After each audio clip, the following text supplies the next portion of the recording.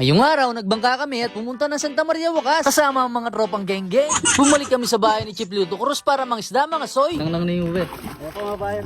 Pagkatapos nga namin malatagal lambat, hinila ang dulo nito papaikot para masaklaw ang mga isda mga soy. Yun. Ito, may kaling kahit ito, bid-bid.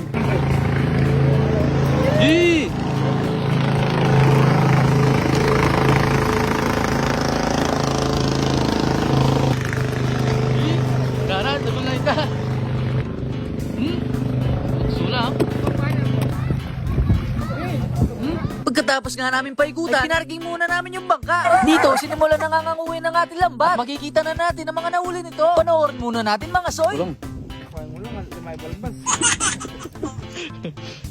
Kaguling mo lang siya. Yan. Wow. Oh.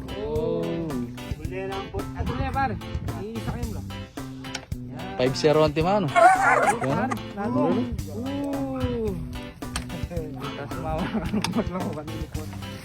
Sumawa tayo ng guy. Mga liskis.